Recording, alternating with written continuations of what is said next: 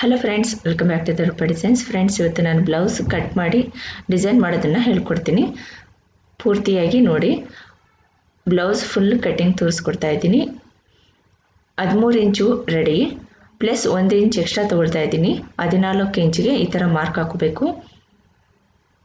ಇಲ್ಲಿ ಶೋಲ್ಡರ್ ಬರುತ್ತೆ. ಶೋಲ್ಡರು ಬ್ಲೌಸಲ್ಲಿ ಎಷ್ಟು ಬರುತ್ತೆ ಅಳತೆ ಮಾಡ್ಕೋಬೇಕು. ನಾನೀಗ ಆಲ್ರೆಡಿ ತೋರಿಸ್ಕೊಟ್ಟಿದ್ದೀನಿ. ನೆಕ್ಸ್ಟ್ ವಿಡಿಯೋದಲ್ಲಿ ತೋರಿಸ್ಕೊಡ್ತೀನಿ. ನಿಮಗೆ ಶೋಲ್ಡರ್ ಅಳತೆ ಮಾಡ್ಕೊಳಕ್ಕೆ ಬರಲ್ಲ ಅನ್ನೋರು ಕಮೆಂಟ್ಸ್ ಮಾಡಿ. ತುಂಬ ಜನ ಕಮೆಂಟ್ಸ್ ಮಾಡಿದರೆ ನಾನು ಶೋಲ್ಡರ್ನ ಸಪ್ರೇಟಾಗಿ ಯಾವ ರೀತಿ ಅಳತೆ ತೊಗೊಳೋದು ಹೇಗೆ ಅಂತ ಹೇಳ್ಕೊಡ್ತೀನಿ. ತುಂಬ ಈಸಿಯಾಗಿಯೇ ಹೇಳ್ಕೊಡ್ತೀನಿ. ಇಲ್ಲಿ ನಾನು 5.5 ಇಂಚು ಆರ್ಮೋಲ್ನ ಮಾರ್ಕ್ ಹಾಕ್ಕೊಂಡಿದ್ದೀನಿ.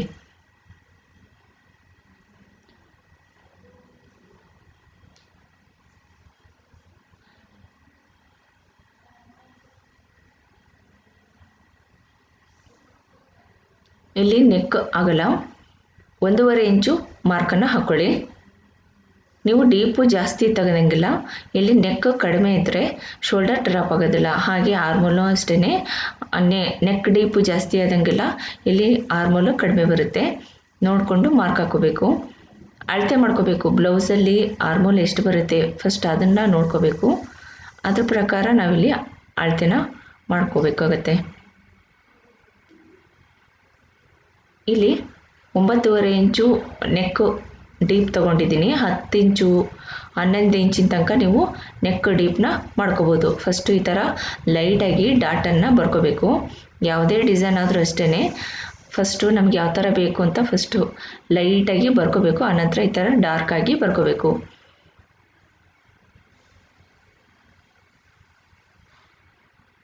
ಇಲ್ಲಿ ಹಿಂಭಾಗದ ಶೇಪಿಗೆ ನಾನು 1.25 ಇಂಚಿಗೆ ಒಂದು ಮಾರ್ಕನ್ನು ಹಾಕ್ಕೊಳ್ತಾ ಇದ್ದೀನಿ. ತುಂಬ ತೆಳ್ಳನರಿಗೆ ಸ್ವಲ್ಪ ಸಾಕಾಗುತ್ತೆ. ಇದು ಹಿಂಭಾಗದ ಶೇಪಿಗೆ. ಇದು ಮುಂಭಾಗದ ಶೇಪಿಗೆ ಒಂದು ಅರ್ಧ ಇಂಚು ತೊಗೊಳ್ತಾ ಇದ್ದೀನಿ. ಈ ಮೂಲೆಯಿಂದ ಅರ್ಧ ಇಂಚು ಮಾರ್ಕ್ ಹಾಕ್ಕೊಳ್ಳಿ. ಇಲ್ಲಿ ಸ್ವಲ್ಪ ಲೈಟಾಗಿ ಒಳಗೆ ತಗೋಬೇಕು.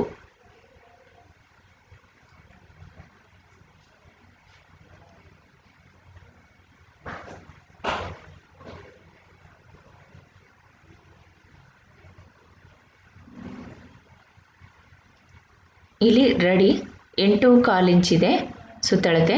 ಇದಕ್ಕೆ 2 ಇಂಚ್ ಎಕ್ಸ್ಟ್ರಾ ತೊಗೊಳ್ಳಿ. ಒಂದು ಅರ್ಧ ಇಂಚ್ ಎಕ್ಸ್ಟ್ರಾನೇ ಬೇಕಂದರೆ ಮಾರ್ಕನ್ನು ಹಾಕ್ಕೊಳ್ಬೋದು. 10.5 ಇಂಚಿಗೆ ಮಾರ್ಕ್ ಹಾಕ್ಕೊಳ್ಳಿ. 8.25 ಪ್ಲಸ್ 10.5ಗೆ ಮಾರ್ಕನ್ನು ಹಾಕ್ಕೊಂಡಿದ್ದೀನಿ. ಒಂದು ಅರ್ಧ ಇಂಚ್ ಹೆಚ್ಚು ಕಡಿಮೆ ತೊಗೋಬೋದು. ನೀವು ಕಡಿಮೆ ಬೇಕಂದರೆ ಮಾಡ್ಕೋಬೋದು, ಹೆಚ್ಚಿಗೆ ಬೇಕಂದರೆ ಮಾಡ್ಕೋಬೋದು. ಅದು ಮಾರ್ಜಿನ್, ಅದು ಎಕ್ಸ್ಟ್ರಾ ನಮಗೆ. ಇಲ್ಲಿ ಕೆಳಭಾಗದಲ್ಲಿ ಸುತ್ತಳತೆ ಎಷ್ಟು ಬರುತ್ತೆ 4ನೇ 1 ಭಾಗ ಮಾರ್ಕನ್ನು ಹಾಕ್ಕೊಂಡು 2 ಇಂಚ್ ಎಕ್ಸ್ಟ್ರಾ ತೊಗೋಬೇಕು. ಹಾಗೆ ಇಲ್ಲಿ ಒಂದು ಟಕ್ಸ್ ಬರುತ್ತಲ್ಲ, ಅದಕ್ಕೊಂದು ಪಾಯಿಂಟನ್ನು ಹಾಕ್ಕೊಂಡು ಎಕ್ಸ್ಟ್ರಾ ತೊಗೋಬೇಕು. ಇಲ್ಲಿ ನಾನು ಬ್ಲೌಸ್ಗೆ ಕೆಳಭಾಗದಲ್ಲಿ ಡಿಸೈನ್ ಮಾಡ್ತಾ ಇದ್ದೀನಿ. ಸಿಂಪಲ್ ಡಿಸೈನ್ ಮಾಡ್ತಾ ಇದ್ದೀನಿ. ಅದನ್ನು ನಾನು ನೆಕ್ಸ್ಟ್ ವಿಡಿಯೋದಲ್ಲಿ ತೋರಿಸ್ಕೊಡ್ತೀನಿ ಯಾವ ರೀತಿ ನಾನು ಡಿಸೈನ್ ಮಾಡ್ತಾ ಇದ್ದೀನಿ ಅಂತ ಹೇಳ್ಬಿಟ್ಟು. ಈಗ ಜಸ್ಟ್ ಮಾರ್ಕ್ ಹಾಕ್ತಾ ಇದ್ದೀನಿ ಅಷ್ಟೇ. ಡಿಸೈನು ನಿಮಗೆ ಇಷ್ಟ ಆಗುತ್ತೆ ಅಂತ ಅಂದ್ಕೊಂಡಿದ್ದೀನಿ. ಸಿಂಪಲ್ಲಾಗಿ ತೋರಿಸ್ಕೊಡ್ತೀನಿ ಈಸಿಯಾಗಿ.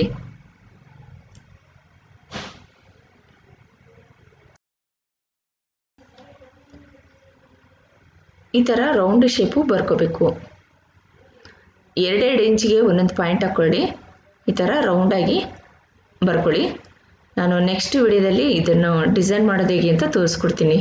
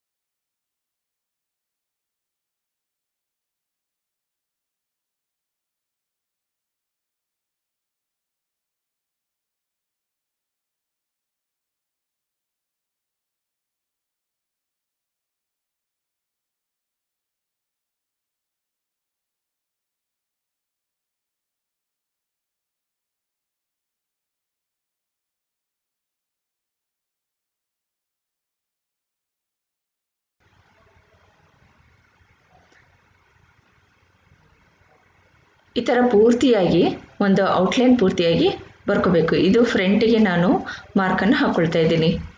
ಫ್ರೆಂಡ್ಸ್, ನಿಮಗೆ ಈ ಕಟ್ಟಿಂಗು ಮತ್ತು ಸ್ಟಿಚಿಂಗ್ ಇಷ್ಟ ಆದಲ್ಲಿ ಲೈಕ್ ಮಾಡಿ, ಶೇರ್ ಮಾಡಿ, ಹಾಗೆ ಸಬ್ಸ್ಕ್ರೈಬ್ ಆಗಿಲ್ಲ ಅಂದರೆ ಈಗಲೇ ಸಬ್ಸ್ಕ್ರೈಬ್ ಮಾಡ್ಕೊಳ್ಳಿ. ಇನ್ನೂ ನಿಮ್ಮ ಫ್ರೆಂಡ್ಸಿಗೆ ಎಲ್ಲರಿಗೂ ಶೇರ್ ಮಾಡಿಲ್ಲ ಅಂದರೆ ಶೇರ್ ಮಾಡಿ, ಸಾಧ್ಯವಾದಷ್ಟು ಅವರು ಸಹ ಕಲ್ತ್ಕೊತಾರೆ. ತುಂಬ ಈಸಿಯಾಗಿ ಹೇಳ್ಕೊಡ್ತಾ ಇದ್ದೀನಿ. ಇಲ್ಲಿ ನೆಕ್ ಡಿಸೈನ್ ಬೇಕಂದರೆ ಮಾಡ್ಕೋಬೋದು, ಬಟ್ ನಾನಿಲ್ಲಿ ಬ್ಲೌಸನ್ನು ಕೆಳಭಾಗದಲ್ಲಿ ಡಿಸೈನ್ ತೋರಿಸ್ಕೊಡ್ತಾ ಇದ್ದೀನಿ, ನೆಕ್ ಡಿಸೈನ್ ಮಾಡ್ತಾ ಇಲ್ಲ. ಈಗ 1 ಇಂಚ್ ಎಕ್ಸ್ಟ್ರಾ ತೊಗೊಂಡಿದ್ದೀನಿ. ಬ್ಲೌಸಿನ ಬ್ಯಾಕ್ ಸೈಡಿಗೆ 1 ಇಂಚ್ ಎಕ್ಸ್ಟ್ರಾ ತೊಗೊಂಡಿದ್ದೆ, ಫ್ರಂಟಿಗೆ 1 ಇಂಚ್ ಎಕ್ಸ್ಟ್ರಾ ತೊಗೊಂಡು ಕಟ್ ಮಾಡ್ಕೊಳ್ತಾ ಇದ್ದೀನಿ. ಹಾಗೆ ಕಾಜಾಪಟ್ಟಿ ಉಕ್ಸ್ಪಟ್ಟಿ ಹತ್ರನೂ ಒಂದು ಅರ್ಧ ಇಂಚ್ ಎಕ್ಸ್ಟ್ರಾ ತೊಗೊಂಡಿದ್ದೀನಿ. ನಿಮಗೆ ಟೈಟ್ ಬರುತ್ತೆ ಅಂತ ಕಮೆಂಟ್ ಮಾಡ್ತಿದ್ರಲ್ಲ, ಈ ಥರ ಎಕ್ಸ್ಟ್ರಾ ತೊಗೊಂಡ್ರೆ ಟೈಟ್ ಬರಲ್ಲ, ಕರೆಕ್ಟಾಗಿ ಫಿಟ್ಟಿಂಗ್ ಚೆನ್ನಾಗಿ ಕೂರುತ್ತೆ. ಇದು ಯಾವ ಥರ ಇದೆ ಇದೇ ಶೇಪಲ್ಲಿ ಕಟ್ ಮಾಡ್ಕೊಳ್ಳಿ. ಹಿಂಭಾಗದ ಶೇಪ್ಗೆ ಕಟ್ ಮಾಡ್ಕೊಂಡಿದ್ದಾದಮೇಲೆ ನಾನು ಮುಂಭಾಗದ್ದು ಶೇಪ್ ತೆಗೆದು ಅಂತ ತೋರಿಸ್ಕೊಡ್ತೀನಿ. ಈಗ ಇಲ್ಲಿ ನೆಕ್ಕಿಗೆ ಒಂದು ಮಾರ್ಕ್ ಹಾಕ್ಕೊಳ್ಬೇಕು. ಫ್ರಂಟ್ ನೆಕ್ ಮಾರ್ಕ್ ಹಾಕಬೇಕು. 1.5 ಮಾರ್ಕ್ ಹಾಕ್ಕೊಂಡಿದ್ನಲ್ಲ, ಇಲ್ಲಿ ಸೇಮ್ ಬರುತ್ತೆ. 1.5 ಮಾರ್ಕ್ ಹಾಕ್ಕೊಳ್ಳಿ. ಇಲ್ಲಿ ಒಂದು ಪಾಯಿಂಟ್ ಹಾಕ್ಕೊಳ್ಳಿ.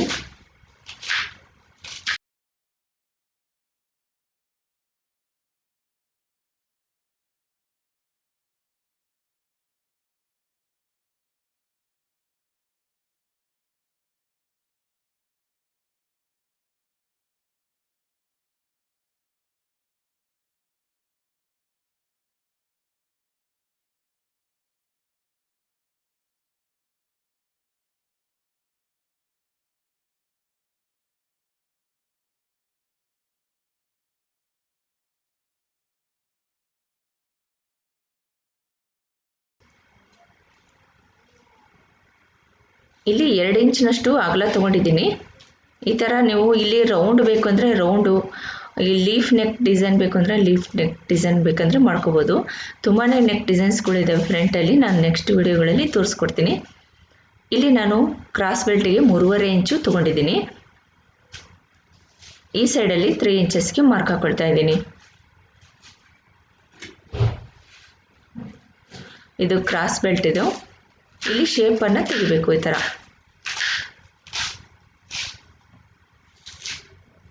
ಬ್ಲೌಸಲ್ಲಿ ಕ್ರಾಸ್ ಬೆಲ್ಟ್ ಎಷ್ಟು ಬರುತ್ತೆ, ಎಷ್ಟು ಅಗಲ ಬರುತ್ತೆ ನೋಡಿಕೊಂಡು ಅದಕ್ಕೆ ಅರ್ಧ ಇಂಚ್ ಎಕ್ಸ್ಟ್ರಾ ತೊಗೋಬೇಕು, ಅವು ಕರೆಕ್ಟಾಗಿ ಬಂದುಬಿಡುತ್ತೆ. ಇಲ್ಲಿ ನಾನು ಟಕ್ಸಿಗೆ ಪಾಯಿಂಟ್ ಹಾಕ್ಕೊಳ್ತಾ ಇದ್ದೀನಿ. 3.5 ಇಂಚಿಗೆ ಟಕ್ಸ್ ಪಾಯಿಂಟ್ ಹಾಕ್ಕೊಳ್ತಾ ಇದ್ದೀನಿ. ಹಾಗೆ ಇದ್ರದ್ದು ಟಕ್ಸ್ ಉದ್ದ 2 ಇಂಚಿಗೆ ಒಂದು ಪಾಯಿಂಟ್ ಹಾಕ್ಕೊಳ್ತಾ ಇದ್ದೀನಿ.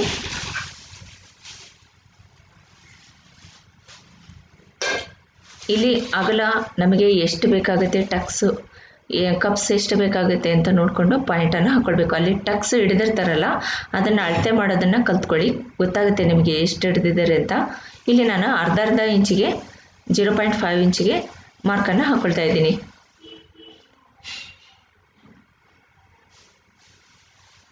ಎಲ್ಲ ಬ್ಲೌಸ್ಗಳಲ್ಲೂ ಚೇಂಜಸ್ ಇರುತ್ತೆ ಫ್ರೆಂಡ್ಸ್, ಸ್ವಲ್ಪನಾದರೂ ಚೇಂಜಸ್ ಇರುತ್ತೆ, ನೋಡಿಕೊಂಡು ಮಾರ್ಕನ್ನು ಹಾಕ್ಕೊಳ್ಬೇಕು. ಇಲ್ಲಿ ಸೈಡಲ್ಲಿ 2 ಇಂಚಿಗೆ ಒಂದು ಪಾಯಿಂಟ್ ಹಾಕ್ಕೊಂಡಿದ್ದೀನಿ.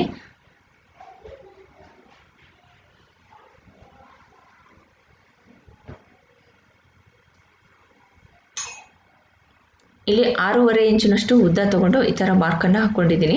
ಈಗ ಇಲ್ಲಿ ಒಂದು ಪಾಯಿಂಟ್ ಹಾಕ್ಕೋಬೇಕಲ್ಲ, ಫಸ್ಟು ಆರ್ಮೋಲ್ ಹತ್ರ ಒಂದು ಕಟ್ಟಿಂಗ್ನ ಮಾಡ್ಕೋಬೇಕು. ಇದನ್ನು ಮುಂಭಾಗದನ್ನು ಕಟ್ಟಿಂಗ್ ಮಾಡ್ಕೊಳ್ಳಿ, ತೋರಿಸ್ಕೊಡ್ತೀನಿ. ಇದು ಮುಂಭಾಗದ ಶೇಪನ್ನು ಕಟ್ ಮಾಡ್ಕೊಂಡಿದ್ದಾದಮೇಲೆ ನೀವು ಅಳತೆ ಮಾಡಿಕೊಂಡು ಕಟ್ ಮಾಡ್ಕೋಬೇಕು.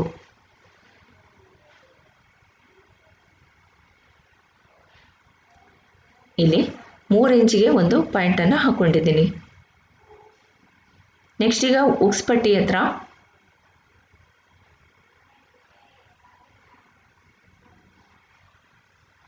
ಎರಡು ಇಂಚಿಗೆ ಒಂದು ಪಾಯಿಂಟನ್ನು ಹಾಕ್ಕೊಂಡಿದ್ದೀನಿ. ಕರೆಕ್ಟಾಗಿ ಸೆಂಟ್ರಿಗೆ ಒಂದು ಪಾಯಿಂಟ್ ಹಾಕ್ಕೊಂಡ್ಬಿಡಿ, ಕರೆಕ್ಟಾಗಿ ಬಂದುಬಿಡುತ್ತೆ. ಈಗ ನೆಕ್ ಇದನ್ನು ಕಟ್ ಮಾಡ್ಕೊಳ್ಳೋಣ ಪೂರ್ತಿಯಾಗಿ.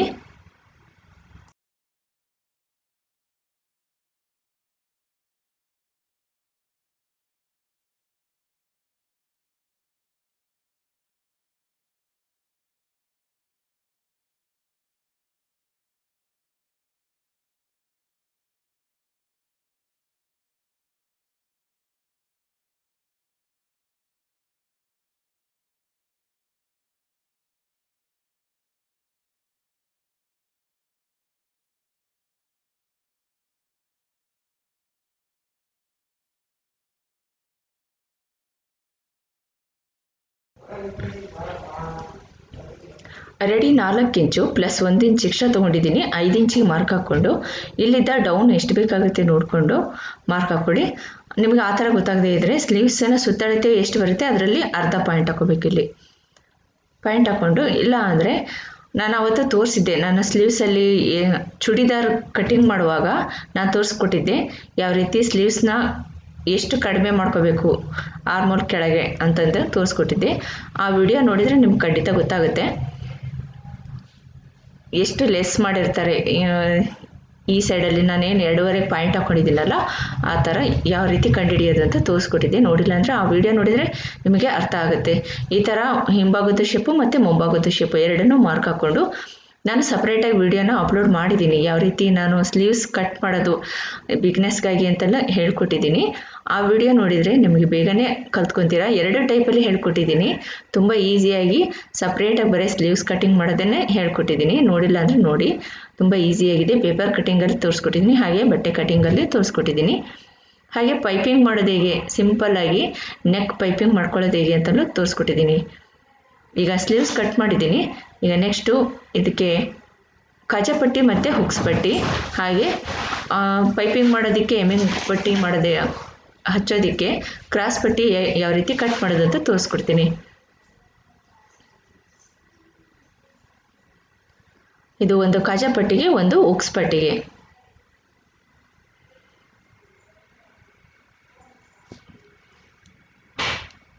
ನೋಡಿ, ಇಲ್ಲಿ ಕಾಜಾಪಟ್ಟಿ ಮತ್ತು ಹುಕ್ಸ್ ಪಟ್ಟಿ ನಿಮಗೆ ಗೊತ್ತಾಗಲ್ಲ ಅನ್ನೋದಾದರೆ ತೋರಿಸ್ತಾ ಇದ್ದೀನಿ ನೋಡಿ.